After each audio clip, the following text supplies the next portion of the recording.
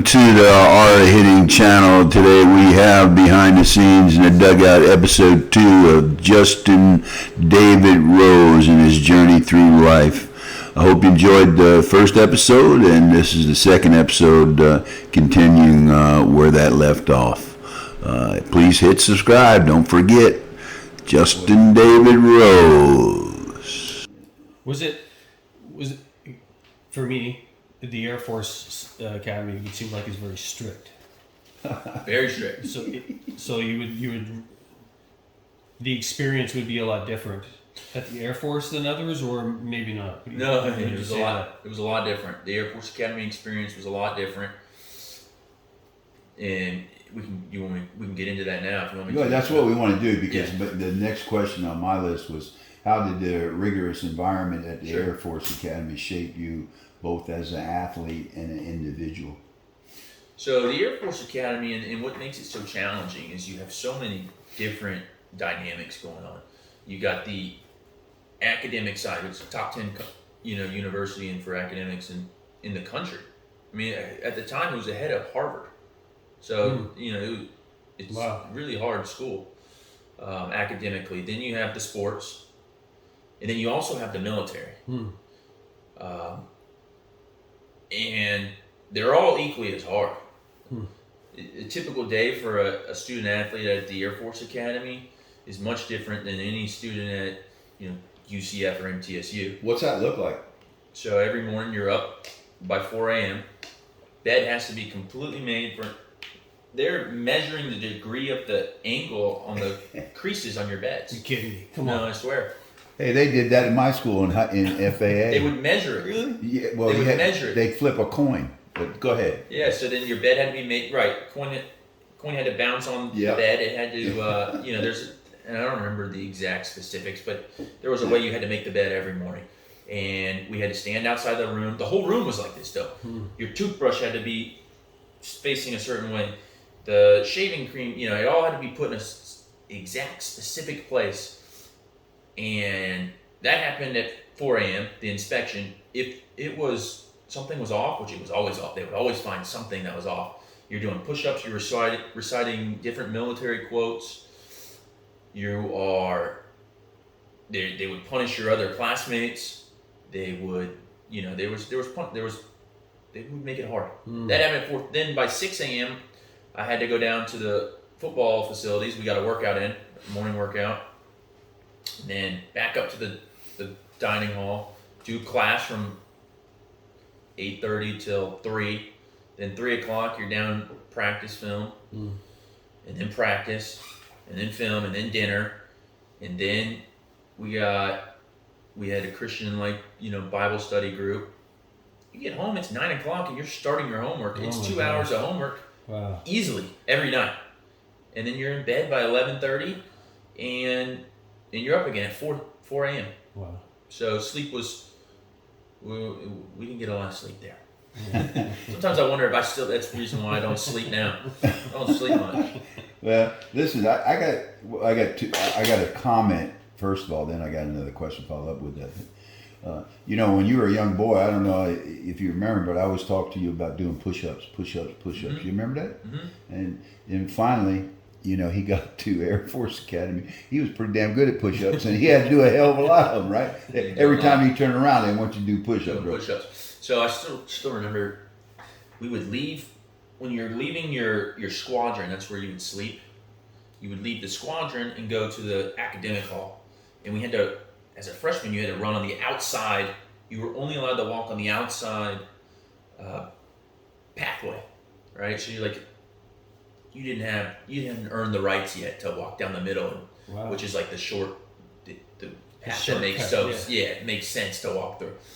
And when you were walking down that, you actually couldn't walk. You had to run, and you had to carry your bag in your left hand, and you had to run.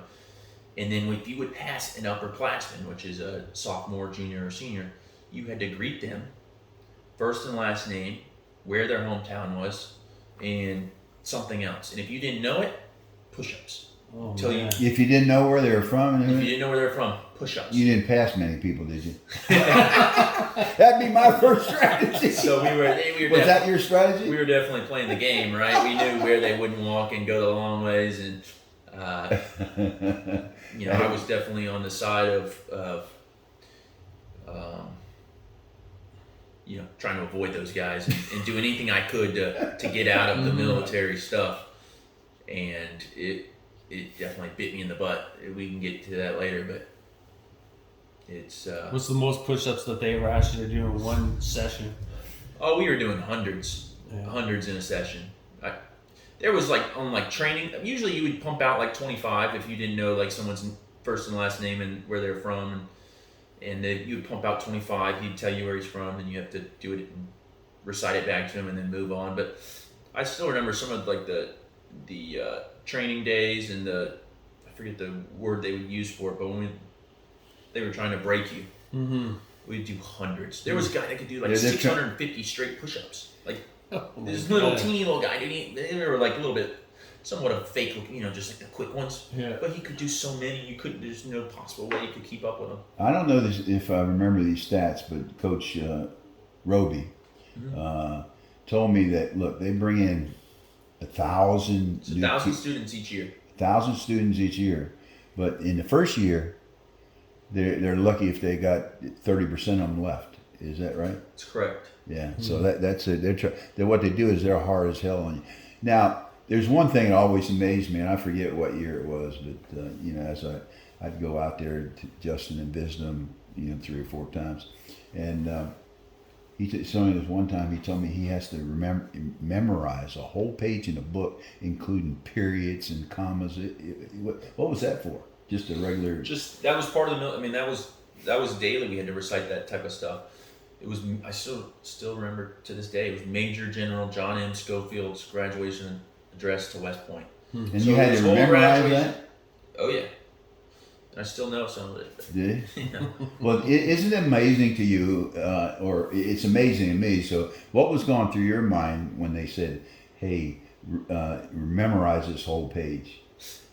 Back then I was 18, 19, I thought it was so stupid. Why are we doing this? Well, I was 40 and I thought it was stupid. I want to play football, I'll do my schoolwork, but this means nothing to me, what Major General John M. Schofield said to West Point in 1865. Now let me stop you right there, because now what does it mean to you when you went through that? Yeah, it was the principle, right? Why did they do that to you? Right, it was the principle. It was that you were gonna do what they say, basically, right? Learn and the discipline that it takes to learn that, and maybe teach you that your mind's capable of a lot more than you than you realize, right? Yep. I think they tried to expand that so much. The difference between when you went in and when you came out, and we'll talk about the issues that we had there, but to me it was tremendously. I think those 2 years that you spent at the Air Force Academy changed you dramatically.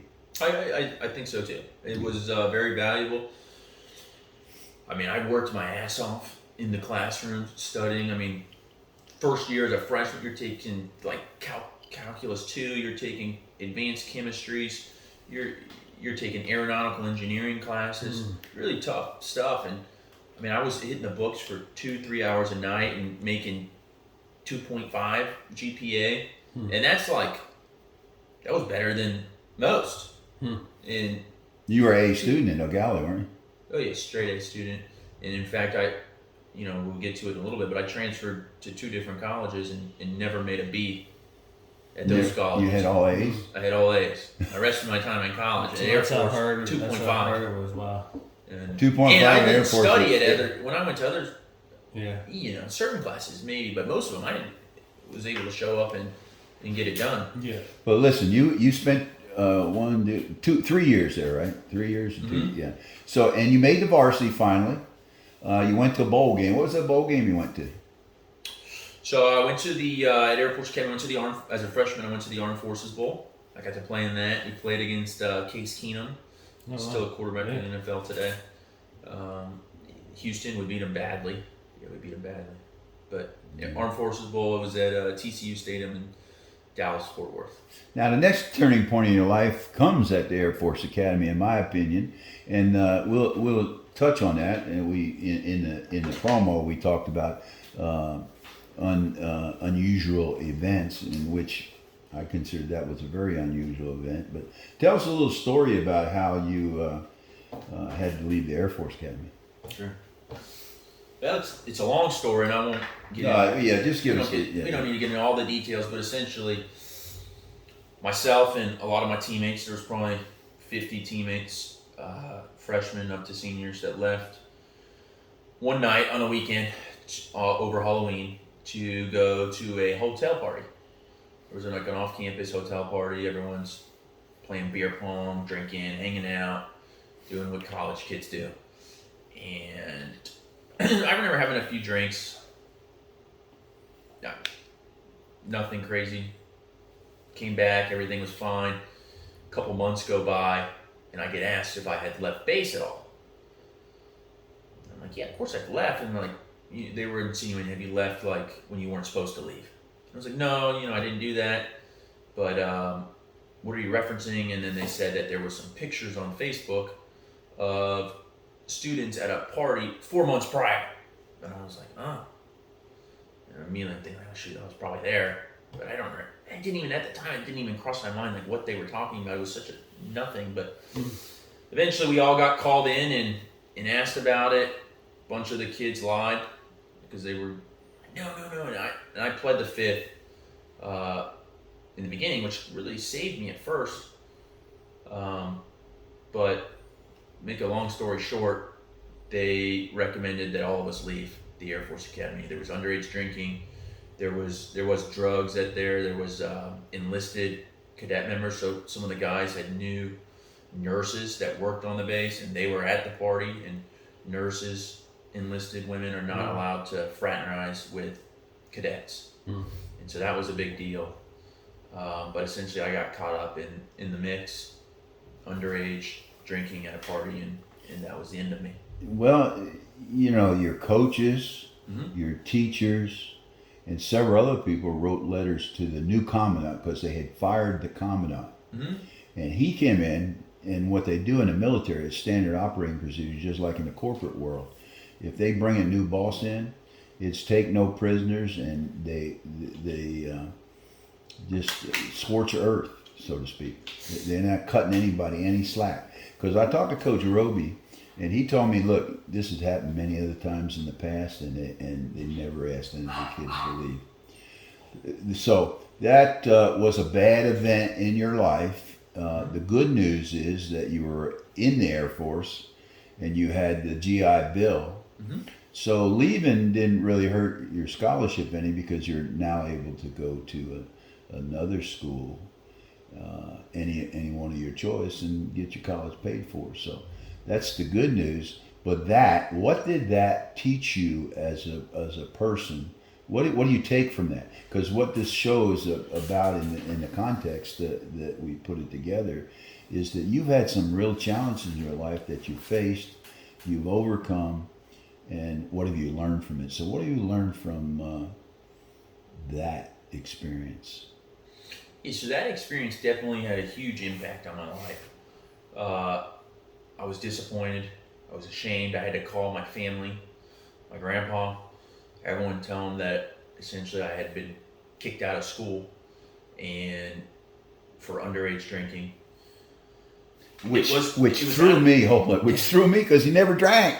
He never did anything bad in school. He never got in trouble once. Right. Now his father wasn't that bad either in high school. It's my other son that was always in some kind of trouble.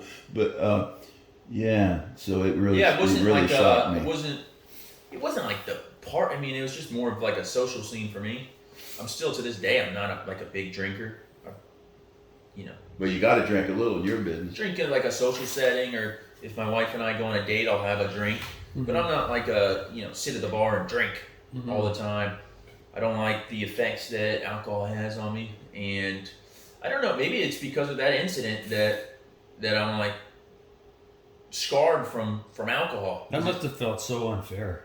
I was angry. Yeah. Because and it's starting to come back to me now. I kind of have put that painful place away, but I feel like I only had like one sip or something, and that's why my coaches were fighting for me. Nobody saw me drink. I admitted to it, and it was like it was. Well, let me refresh your memory, because when we talked, You said, I didn't even drink, Grandpa. I just did it. I mean, you may have been exaggerating a Yeah. little bit, but you took something, you wet your lip. But he said, they wouldn't even have known that if I hadn't confessed. I did the Right. honor code. It was the That honor. you did the honor code that did you in. Wow. Yeah, I don't even remember. I mean, it wasn't like Yeah, I it's was, not important, but let's Yeah. get on to the point of what you learned from it. And right now you're saying that you learned that, well, subconsciously drinking it, and that's probably a good lesson because you don't want to be drinking and driving. You'll never drink and drive. No, I don't drink and drive. We, You get both, an Uber my or wife something. and I are really, Yeah. really good about that. But ultimately, it did teach me that just a simple, small mistake can really affect your life, and Yeah, and we that's need to be definitely need to be aware of the consequences of some of your actions, Yeah, and yeah. and I took that to heart moving forward, and definitely, try not to make a mistake like that again. Well, that's a good thing to take away, that's for sure. So, is there anything, a story that you have about the Air Force Academy? Because we're going to move on to Dan and talk about life after football or life after really the academy and what you did there. Before I lose this thought, like big time school, man. Here you are, O'Galley guy playing defensive back. How did it go? And when you left, how did it feel? Yeah, so it was fun. I mean, I was starting to get in some. I was on the travel team as a freshman, which isn't that common. Yeah. I was able to travel and play in some big games. Number 1 Oklahoma, we played. Nice. TCU was top 5 in the country. They came to Air Force and we played them. It was distracting. Yeah. Who is that? That's my dad. Oh, yeah, come on in. You can sit down and listen. I'm not sitting down. I'm good. I just wanted to interrupt. We got Justin's father coming into the studio. I'm about ready to sorry, I got slap him.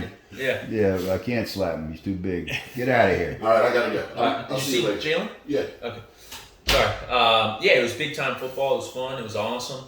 And having to leave that was devastating. And I guess that leads us to the next point is I ended up transferring to MTSU with one of the other kids that was with me at the party. We both went there. I had aspirations of continuing to play my football career. Back then when you transferred, they punished you. You had to sit out a year, right? So it was a redshirt year. So basically I was a practice dummy for the starters, going against the ones every day until spring. When I got to play in the spring game, I did well. And I made an interception in the spring game. It was looking like, I was going to be able to play the following year. And then I had another life event where I was in a relationship long-term from a high school sweetheart. And ultimately she wasn't okay with me being away. So it came down to whether I was going to play football or chase love. And I chased love and moved back to UCF. Something that didn't come up. His father chose. Did we talk about that earlier? He left Santa Fe to in his baseball career come back and work at Harris and get married. But that's good news because Justin was born. Yeah. So that was cool. But he was following, I guess, his father's footsteps. Apple doesn't fall far from the tree, I guess, in that sense. Yeah. I came back and chased love. And UCF was, football was starting to become a job. Yeah. Right? It was becoming a full-time job where my love and passion for the game was slowly going away. Yeah. And I was starting to become more focused on life after football and how I was going to set myself up. Yeah, let me tell a little story about this. Justin probably doesn't remember this, but he's having we used to talk a lot, when he was in those years, and he was telling me, Grandpa, I forget where you said you were in the depth chart, but you were not number 1 or 2. Right. And you just got hurt, I believe. And I said to you, Justin, and again, I'm not making the decision for him. I'm saying, look, let's put the facts on the table. You're number 4 on the depth chart. You got your school paid for already. You're getting hurt. Why do you want to get hurt? You're not going to go to NFL. Okay? So why don't you come back to Florida and go to UCF and enjoy the family? And UCF is a great school.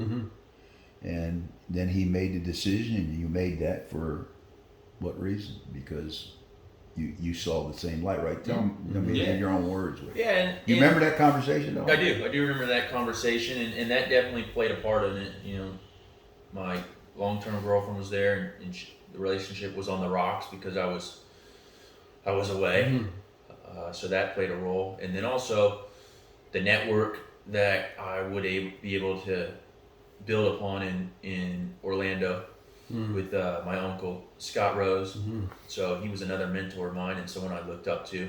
Successful, nice house, nice family. It was something that I envied. And he had built a group of people and friends and network there that he was opening up to me as well. And so all of that played in the decision to leave MTSU and transfer to UCF, where I no longer played football there. I hung up the cleats and graduated within the year. I took a special, and I don't know if you want to keep moving. No, you're fine. Let's keep on talking. You got to get in. My section is almost done. Okay. Well, that's all right. Well, it's just full and perfect. No, but this is just guide. I mean, when you get on something like this, you need to tell them about the sales thing. Yeah, I was going to go into that. Yeah. So I went to UCF, and what did you take? I graduated with a marketing degree. Okay. I was full speed ahead. Took as many classes as I possibly could to get graduated and start working and making money. And like I said earlier, I never made even a B again. It was all straight A's, and I loaded up my class schedule. I ended up taking because my uncle Scott was in sales, and that's kind of what I wanted to be. I saw how he was doing well for himself. I wanted to be in sales, so I joined this prestigious sales program. And not everybody can get into that. It's really hard to get into. It was a hard program. They only took 20 kids. And it was, I think we went to class like 2 days a week, and basically just role playing, doing sales pitches, learning different sales techniques, meeting with really influential, successful sales mentors across the country, and then we would even compete in sales competitions against other colleges. That's a good program. It was a great program. I recommend it. It's called the Professional Selling Program at UCF. I mean, I would recommend it to anybody that's going to school at UCF that wants to be in sales. You should definitely apply. It was hard to get into. I had to make a book of myself and really go above and beyond to present like why they should let me in. Yeah. And very thankful that I got in.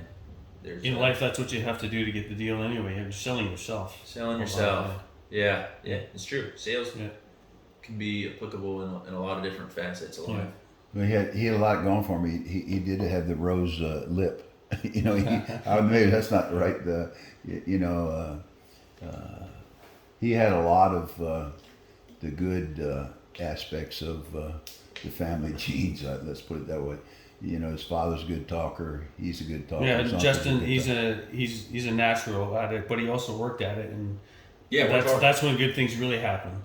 The other thing that didn't come up in this is Justin, as a young boy, he had a knack. His daddy used to tell me that he could a little bit like you're into these stats and everything of baseball players, football players. He could probably tell you right now stats of guys. Are you doing the what do you call it, the football and the imaginary football? Fantasy football. Very serious fantasy football player. I have 4 or 5 leagues, and they're all dynasty leagues, and they go on year round. So you're still into that, right? Yeah, I still know the stats of every player, every team. He's got a memory like I don't know what. It's always been a passion of mine in sports. You knew him as a kid. He's rolling these stats off. I can't even remember my own batting average. Of course, I'd fudge that once in a while. Sports have always been a huge part of my life, and it's still. I mean, it comes up in conversations with my wife, where like she's asking me, hey, when you watched SpongeBob as a kid, and I'm like, I didn't watch SpongeBob. I watched ESPN, and then I didn't watch SpongeBob. I wasn't watching Boy Meets World. I was watching ESPN. That's it. The Orlando Magic, and I got my teams, and I was a big sports guy. That translates into real life in so many ways. Don't you find it gives a common bond a lot of times too? Yeah. Oh yeah. Sports is a huge part. It's essential. We need to be. Yeah. I mean, I got to have that competitive something that keeps me going. I mean, I'm not the athlete that I once was, but I got to play something, and Yeah. now I've started to pick up golf. That's the new sport for Yeah. me. Injury free. Oh, you're playing golf now? I play a lot of golf. Well, you got to do that in your business anyhow. So Thanks for watching. Hit So- subscribe. There's a one final episode of the Justin David Rose behind the scenes in the dugout. Have a good day.